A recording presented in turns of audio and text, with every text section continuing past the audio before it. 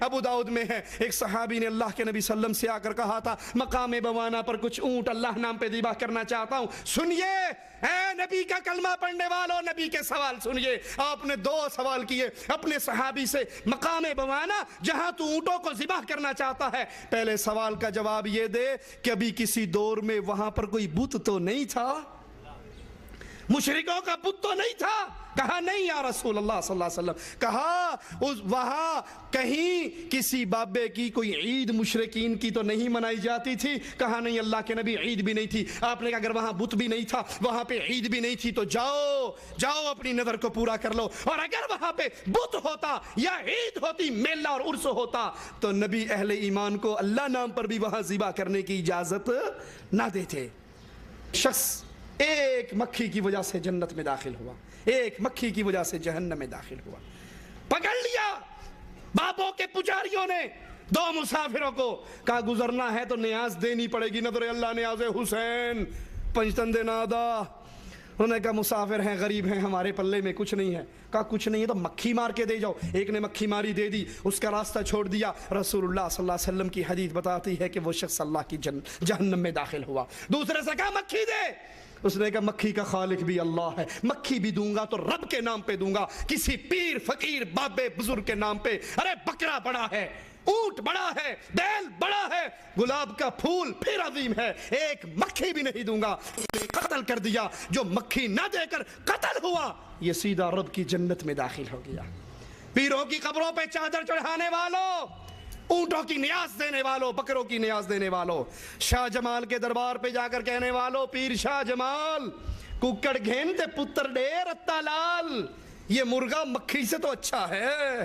مکھی دے کر وہ جہنم میں داخل ہوا، کیونکہ یہ نظر عبادت ہے اور ایک اللہ کا حق ہے۔ یوفون بالنذر ویخافون یوما کان شرہ مستطیرا، اللہ کے وہ بندے اپنی نظریں پوری کرتے ہیں اور روز قیامت سے ڈرتے ہیں جس کا شر پھیل جانے والا ہے۔ اسی طرح نظر کا ذکر صدقات کے ساتھ بھی آیا ہے، وما انفقتم من نفقۃ او نذرتم من نذر فإن اللہ یعلم، تم جو کچھ اللہ کی راہ میں خرچ کرتے ہو یا منت مانتے ہو تو بے شک اللہ اسے جانتا ہے۔ اس سے معلوم ہوا کہ نظر عبادت ہے، اور حدیث میں بھی آتا ہے کفارۃ النذر کفارۃ الیمین، نظر کا کفارہ وہی ہے جو قسم کا کفارہ ہے۔ ان قبروں پر جانوروں کو ذبح کیا جاتا ہے، حالانکہ یہ بہت بڑی عبادت ہے۔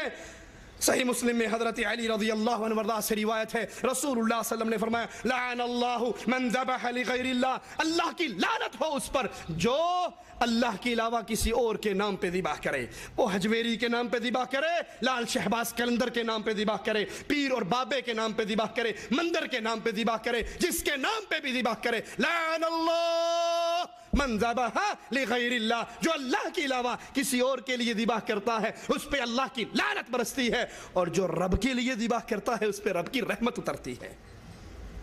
انما حرم علیکم المیتۃ والدم ولحم الخنزیر وما اہل به لغیر اللہ، اللہ نے تم پر مردہ، خون، سور کا گوشت اور ہر اس جانور کو حرام کر دیا جسے غیر اللہ کے نام پہ ذبح کیا جاتا ہے۔ 9 محرم کو حسین کے نام پہ ذبح ہونے والا گوشت لینے والوں کہتے ہیں بیٹا یہ پڑوسی ہے، محرم کا گوشت لایا ہے، شبرات کے کنڈے لایا ہے، لے لو کوٹھے تے سٹ دیا جے، نہ کھایا جے، اگر نہ لوگے تو دوستی خراب ہوگی۔ تو لے کر کوٹھے پہ پھینکے گا، تیرے بیٹے کہیں گے ابا جان لے لیا کرتے تھے، چھپ کے کھا بھی لیا کرتے تھے، کھا لو۔ غیرت ایمان یہ ہے جو غیر اللہ کے نام کی چیز ہے، وہ 11ویں کا دودھ ہو، وہ بی بی فاطمہ کی سن کے ہو، وہ کسی حضرت کے دربار پر تقسیم ہونے والا دودھ ہو، کہو یہ غیر اللہ کے نام پر ہے، سور سے زیادہ حرام ہے، اہل توحید اس کو قبول۔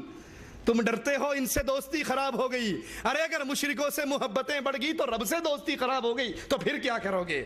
دعا مانگنا اور فریادیں کرنا انہی قبروں پہ کی جاتی ہیں۔ مزارات پہ حاضری دینے والوں کی اکثریت کا عقیدہ ہے جس کا بھی مولا علی علی ہے اس کو کسی چیز کی پرواہ نہیں ہے، سب بولتے ہیں یہاں علی علی، دم مست کلندر علی علی، زہرادہ بابا علی علی۔ یہ پنجتنی پاک کا علم پاک لگا ہوا ہے اور سیون کی نگری ہے، یہ مالک کی نگری ہے۔ اس نگری میں جو بھی علی کا حبدار ہے وہ آتا ہے جاتا ہے، دل کی امیدیں پاتا ہے اور اپنی ساری خواہش پورے۔ لال شہباز قلندر کا بھی ایک حاجی کہتا ہے جس کا مولا علی ہے، جس کا پنجتن پاک ہے، اس کو کسی اور کی کوئی فکر، مولا علی مالک ہے، اللہ اللہ خیر صلی اللہ، ہمارا علی ہے، جو کچھ کرے گا ہمیں منظور ہے۔ وہ ان کو حاجت روا سمجھتے ہیں، نفع نقصان کا مالک سمجھتے ہیں۔ اور قرآن کیا کہتا ہے؟ وَمَنْ أَضَلُّ مِمَّنْ يَدْعُو مِن دُونِ اللَّهِ مَنْ لَا يَسْتَجِيبُ لَهُ إِلَى يَوْمِ الْقِيَامَةِ وَهُمْ عَنْ دُعَائِهِمْ غَافِلُونَ۔ اس سے بڑا گمراہ کون ہے؟ جو اللہ کو چھوڑ کر ان کو پکارتا ہے، جو ان کی پکار کبھی نہیں سنتے، اور قیامت کے دن وَهُمْ عَنْ دُعَائِهِمْ غَافِلُونَ، قیامت کے دن ان کی دعاؤں سے یہ غافل ہو جائیں گے، یہ انکار کر دیں گے۔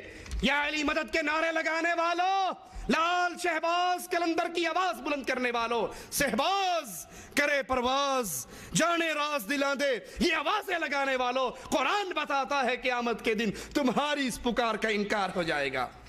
ان الذین تدعون من دون اللہ عباد امثالکم، اے لوگو جن کو تم اللہ کے علاوہ پکارتے ہو یہ تم جیسے انسان ہیں، تم جیسے بندے ہیں۔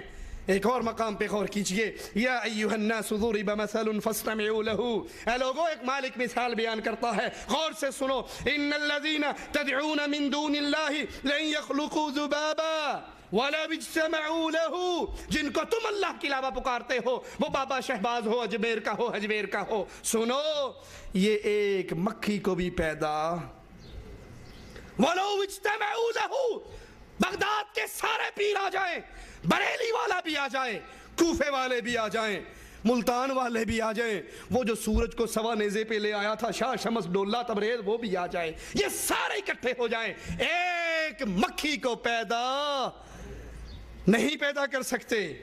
وَإِن يَسْلُبْهُمُ الذُّبَابُ شَيْئًا لَا يَسْتَنْقِذُوهُ مِنْهُ، یہ تو بڑی بات ہے مکھی پیدا کرے، ان ساروں کو بلا کر ان کے سامنے حلوہ شریف رکھ دو، یہ پیر اور بابے حلوے کی طرف ہاتھ بڑھائیں، ان سے پہلے اللہ کی پیدا کر دی ایک مکھی اپنے حصے کا حلوہ شریف لے لے، یہ سارے بابے ٹیلوی لالن تے مکھی کو لکھو،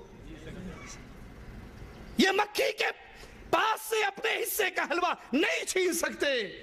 ضعف الطالب والمطلوب، جو پکار رہا ہے یہ بھی کمزور ہے، جس کو پکارا جا رہا ہے وہ بھی کمزور ہے۔ طاقتوں والا کون؟ ایک اللہ عز و جل ہے۔